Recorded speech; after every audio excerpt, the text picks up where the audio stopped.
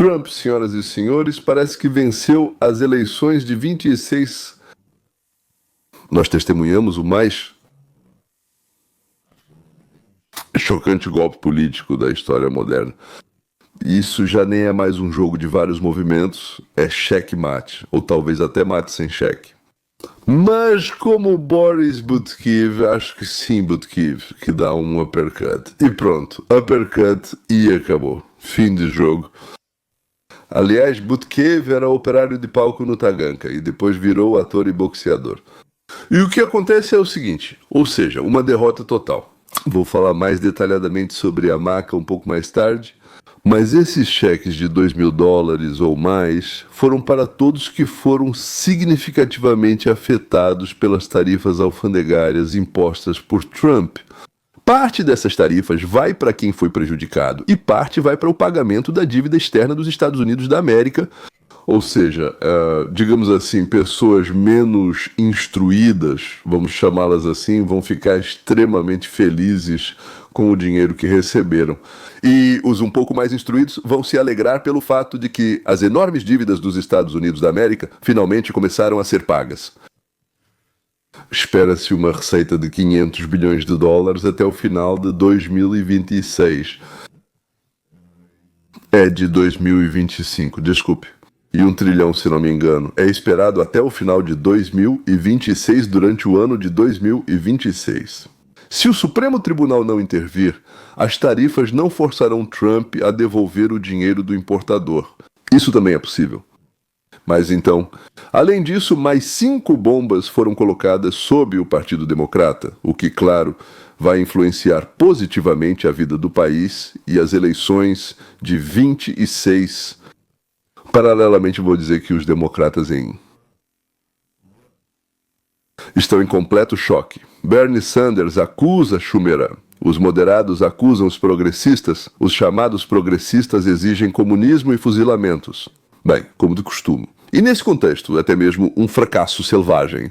Ou seja, as mães da Dinamarca parecem flores e sábias.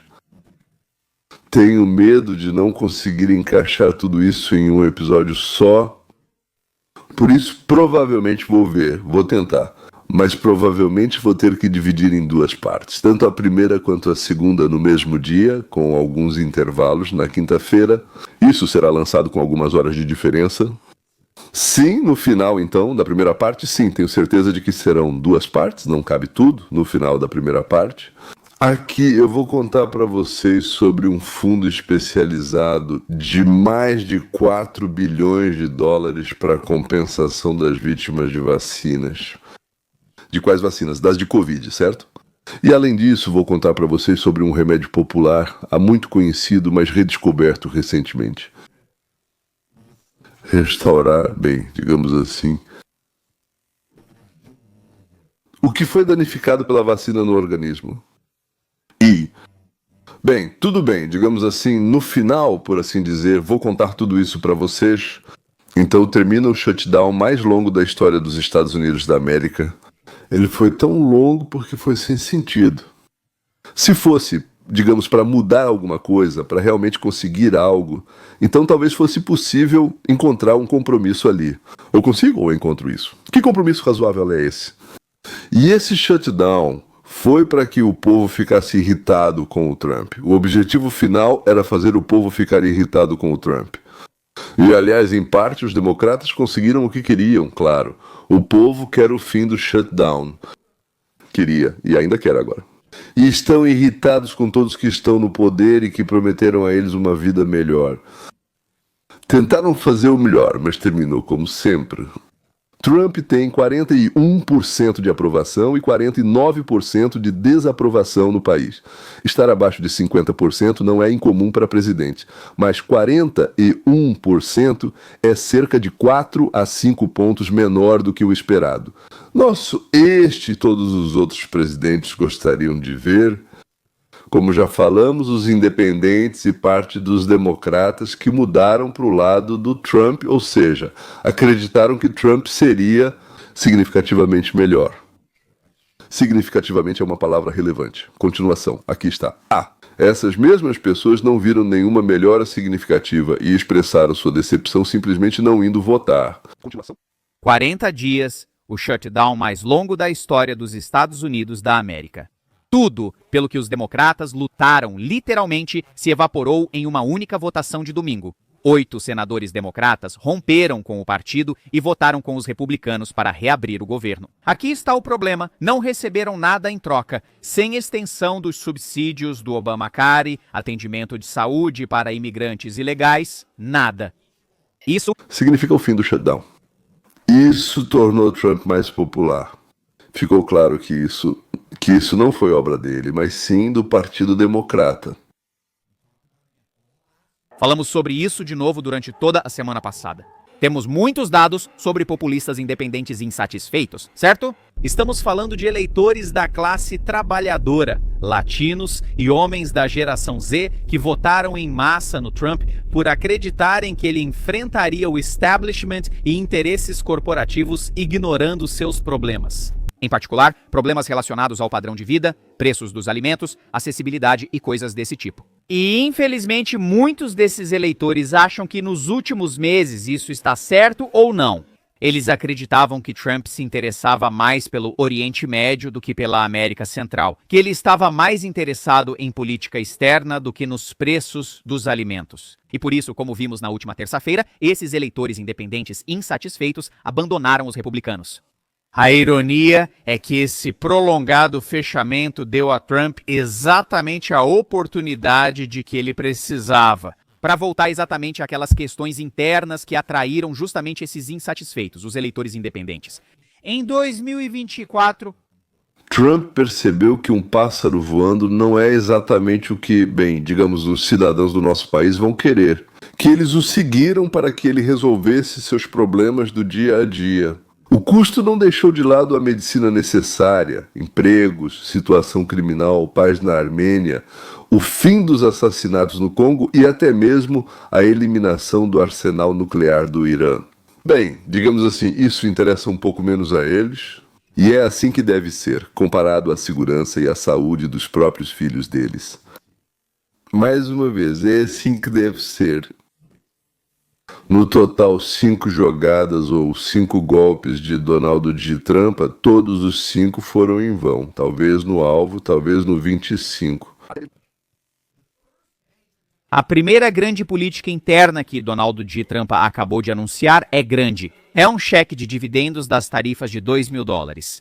J. Trump anunciou que quase todos os americanos, exceto, é claro, as pessoas de alta renda, receberão pelo menos $2.000 pagos, dos centenas de bilhões de dólares arrecadados através da sua política de tarifas recíprocas.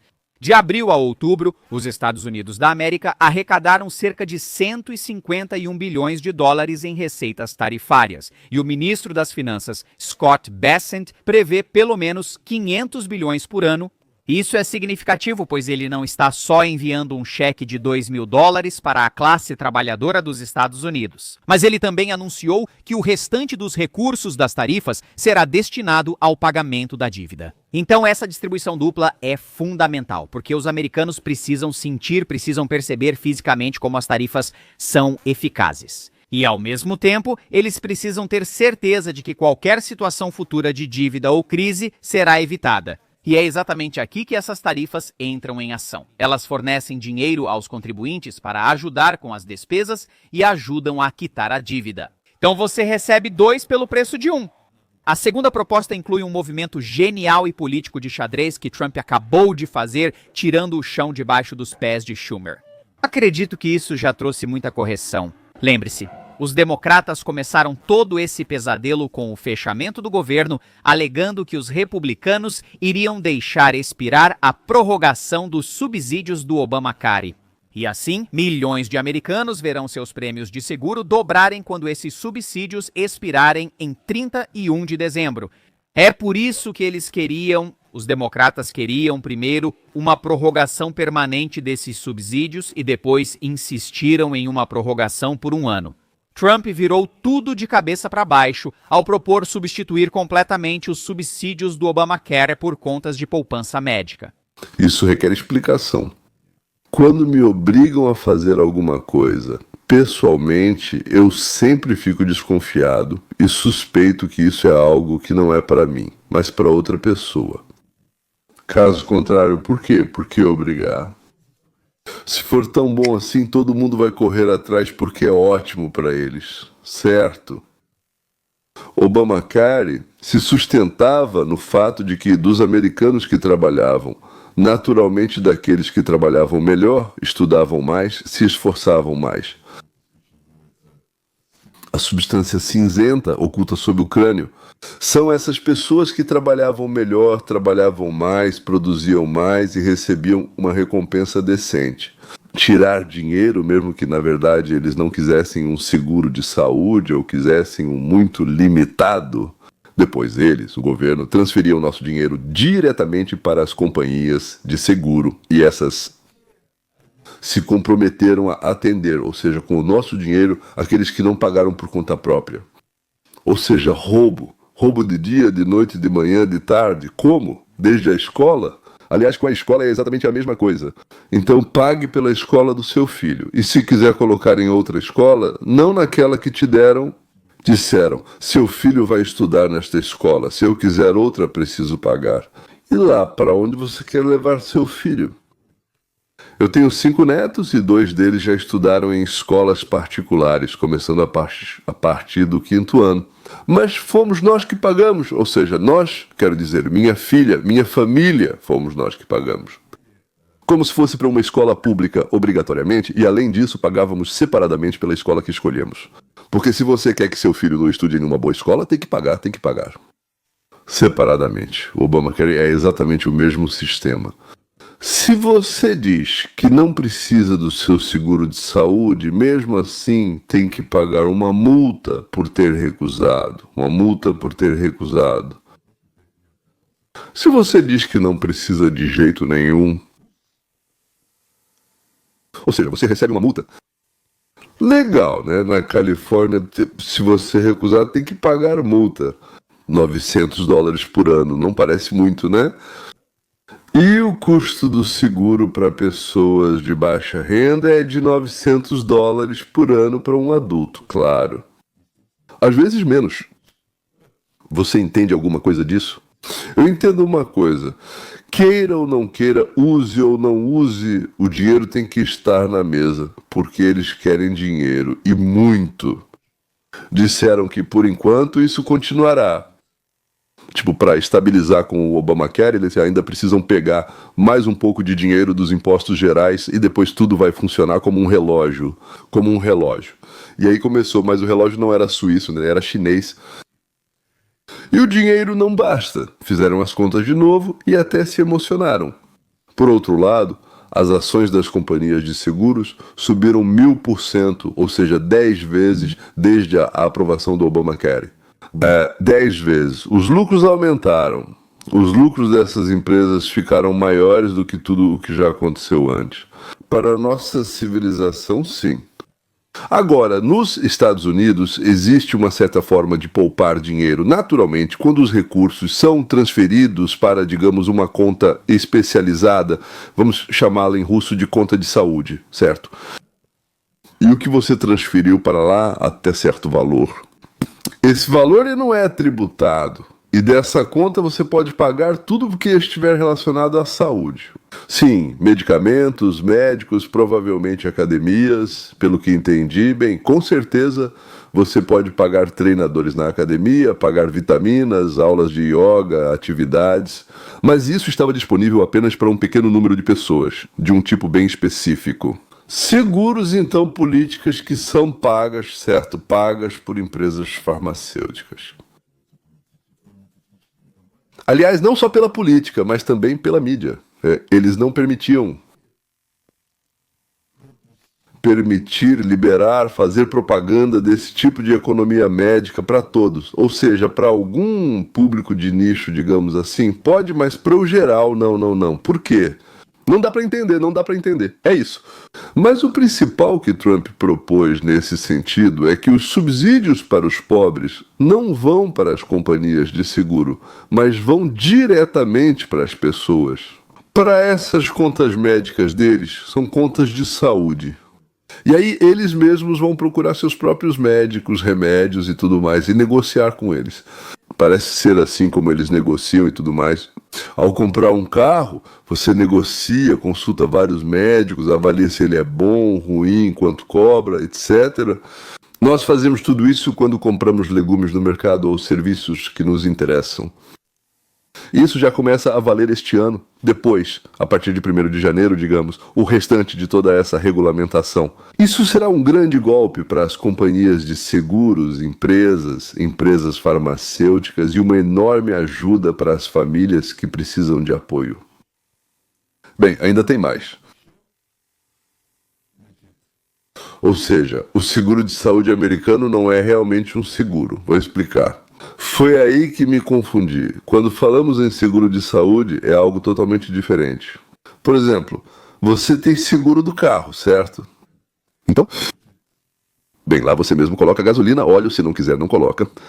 Se alguém bater em você, você bater em algo ou acontecer algo, o seguro cobre o conserto ou substituição, certo?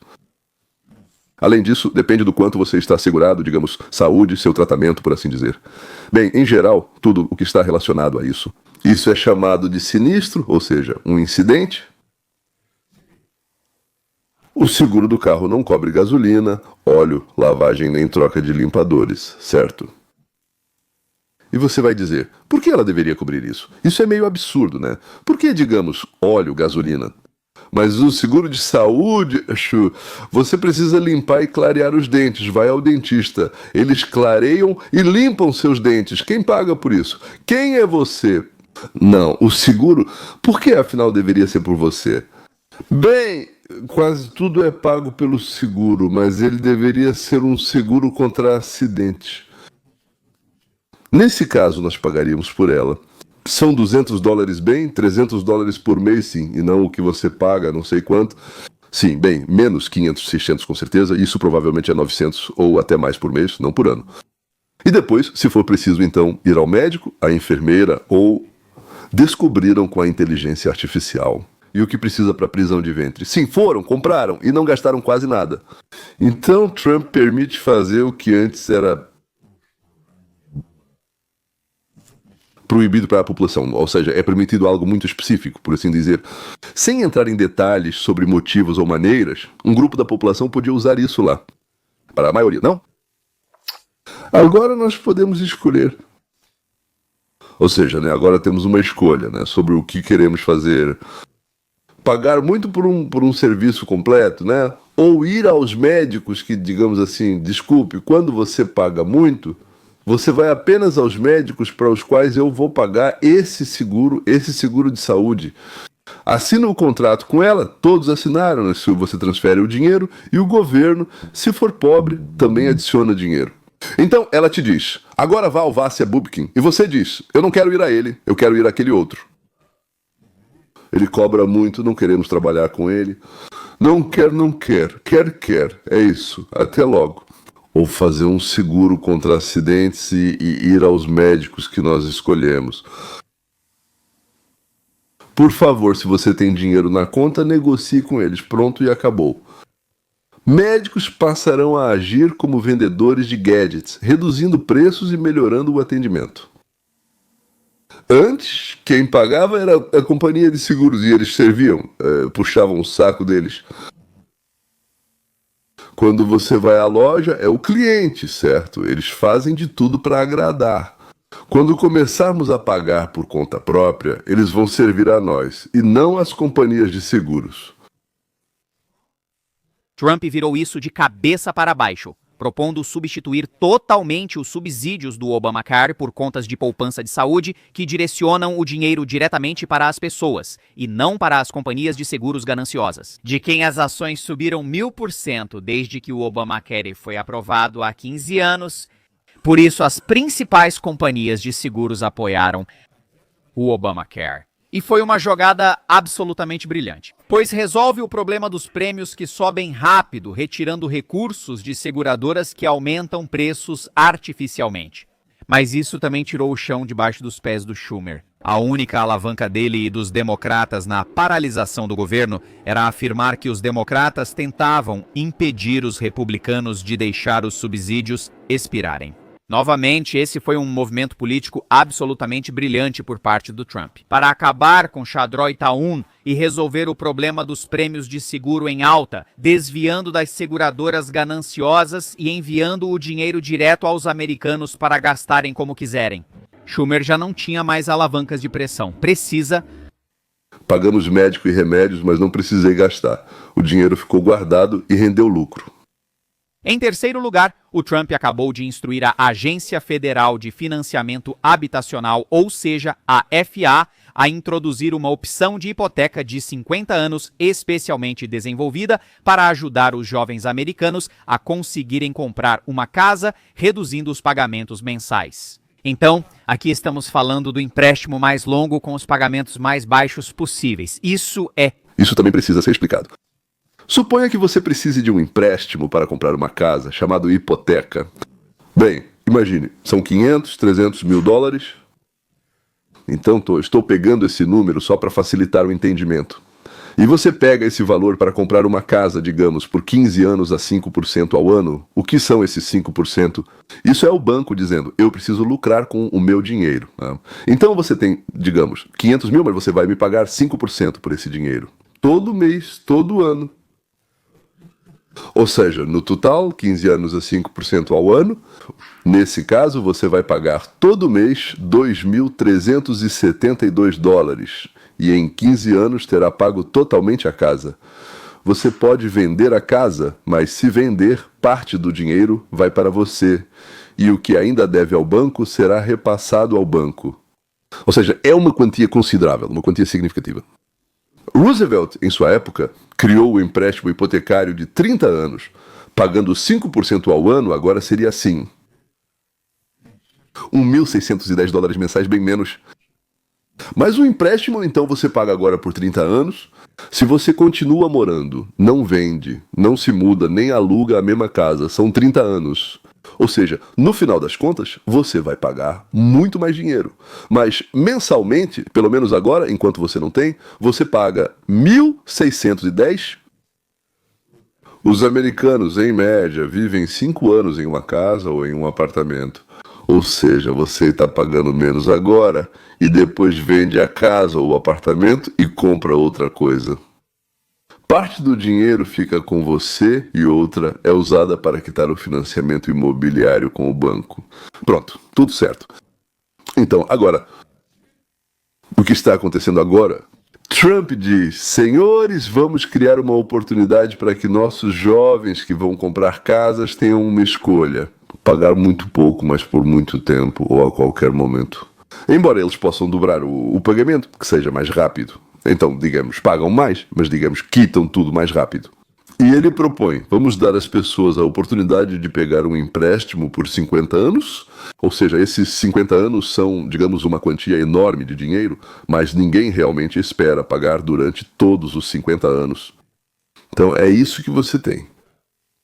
Claro, depois de 5 anos você vendeu e tem uma porcentagem menor de propriedade na casa, mas você morou nela. Você conseguiu pagar e morou por 5 anos em uma casa com a qual talvez nem sonhasse antes. Agora, se nas mesmas condições, digamos, 5% certo, os mesmos 300 mil, mas por 50 anos, então você teria que pagar 1.300 dólares por mês. Bem, tenho ótimas notícias. Você pode pagar no mínimo 1.300 e, além disso, pode qualquer dólar extra dar ao banco junto com esse pagamento de 1.300 e o valor da sua dívida vai diminuir. Ou seja, Trump está novamente oferecendo a possibilidade de escolha entre... Se você quiser pagar por muito tempo, quero dizer, pegar um empréstimo em que a dívida diminui bem devagar, então, como dizem, o seu patrimônio na sua casa não cresce. Ou então, por um valor menor. Faça o que quiser. Nós e o banco assinamos contrato com você, e tudo está incluído nele. Esse é o seu mínimo, não é que você deve pagar. Mas você pode adicionar e quitar isso mais rápido. Se não quiser mais rápido, pague menos. Espera de novo. Quando você for vender, você terá, como se diz, menos. Isso é chamado de equity na sua casa. Esse é mais um direito de escolha para os americanos. Além disso, em vez de pagar $1.600 por mês, digamos, durante 30 anos, você vai pagar 1.300. Para muitos, isso faz uma grande diferença. E combinando isso com a redução dos custos de saúde, isso é realmente algo muito importante. Especialmente para famílias que estão começando, que acabaram de se casar ou tiveram o primeiro filho. Então, ou digamos, um trabalha e o outro não. Eles, por assim dizer, não estão conseguindo muito bem, não estão conseguindo fechar as contas e coisas do tipo. Isso é algo enorme para essas pessoas. Agora eu vou contar para vocês o que prometi sobre o tratamento dos problemas causados pelas vacinas contra a Covid. Sobre as outras iniciativas de Trump, falarei depois. Você sabia que existe um fundo de 4,5 bilhões de dólares para compensar as pessoas que sofreram efeitos das vacinas? Isso não é chocante? Mais uma vez, é uma inversão completa do que vimos há 4 anos. Mas o que é ainda mais preocupante é quantas pessoas ainda não percebem que as vacinas de mRNA podem realmente causar danos contínuos muito tempo depois da aplicação. E tudo se resume a algo chamado proteínas spike. Agora, essas proteínas spike podem afetar seus vasos sanguíneos, seu sistema imunológico, até mesmo seu cérebro. Além disso, existe um fundo para compensação de problemas causados por vacinas. E essas vacinas não foram testadas por muito tempo, como você sabe, né? Ou seja, mesmo aqueles que não testaram por muito tempo e não investiram muito dinheiro nelas, eles ganharam um dinheiro absurdo às nossas custas e também obrigavam a pagar por vacinas em Uganda, Armênia, Moçambique e Nigéria. Mas não eram as próprias empresas que obrigavam, elas pressionavam os políticos ou davam algo para os políticos, e então os políticos nos obrigavam. Essas empresas farmacêuticas têm esse tipo de alavanca, e os políticos, ou seja, eles vão para onde o vento sopra. Ou seja, nós pagamos pela aplicação dessas vacinas, bom, de algo desconhecido, né? E agora estamos pagando pelos prejuízos causados por esse líquido que foi injetado em nós, que foi colocado no organismo de Emílio. Mas então, além do fundo, além da compensação, existem também métodos populares de restauração das funções do organismo. E para milhões de pessoas, as consequências aparecem meses ou até anos depois. Então, o que podemos fazer para nos proteger e restaurar a saúde de forma natural? Acontece que a resposta começa no seu intestino. Seu microbioma intestinal, que é a comunidade de bactérias que vive dentro de você, é o fator número 1 para a saúde geral e imunidade. Mas anos de uso de antibióticos, alimentos processados e toxinas destruíram esse equilíbrio para a maioria dos americanos. Acredite ou não, mas a coisa mais importante que você pode fazer pelo seu microbioma intestinal é consumir kimchi. Espero que todos saibam o que é kimchi. São vegetais fermentados. Kvash é uma palavra do hebraico, e foi lá em Israel que o kimchi foi inventado. O kimchi leva repolho. Depois do gengibre, vem o alho, pimenta vermelha e cebola. O kimchi é uma fonte poderosa de probióticos. Contém vitaminas A, B, C, K, fibras, antioxidantes, cálcio, ferro e potássio. O kimchi reduz o nível do colesterol ruim, tem um efeito positivo no sistema cardiovascular, ajuda na quebra de gorduras e melhora o metabolismo. Mas isso não é tudo, senhoras e senhores. Possui efeito anti-inflamatório e anti-envelhecimento. Médicos coreanos promovem o kimchi para retardar o envelhecimento, referindo-se à manutenção da saúde da pele e dos vasos sanguíneos. Mas, devido ao alto teor de sal, recomenda-se consumir kimchi com moderação. Aliás, todas as donas de casa que sabem fazer chucrute vão aprender facilmente a preparar o kimchi clássico e podem consumir um pedacinho algumas vezes ao dia. E a receita do chamado kimchi clássico é fácil de encontrar na internet. Senhoras e senhores, eu não recomendaria consumir kimchi se vocês tiverem gastrite, úlcera ou pancreatite. O restante aprendam por conta própria. Aliás, Ilya Mechnikov associava o consumo de vegetais fermentados, como ele dizia, à longevidade e à resistência a infecções. E nos trabalhos do grande médico judeu Gaon Gênio, que era chamado de Romana por volta do ano 1200 depois de Cristo, ele propõe o tratamento de uma série de doenças com vegetais fermentados, ou seja, vegetais kavush. Tudo bem, eu vou contar o que mais Trump está fazendo para melhorar nossas vidas na continuação deste programa em apenas algumas horas.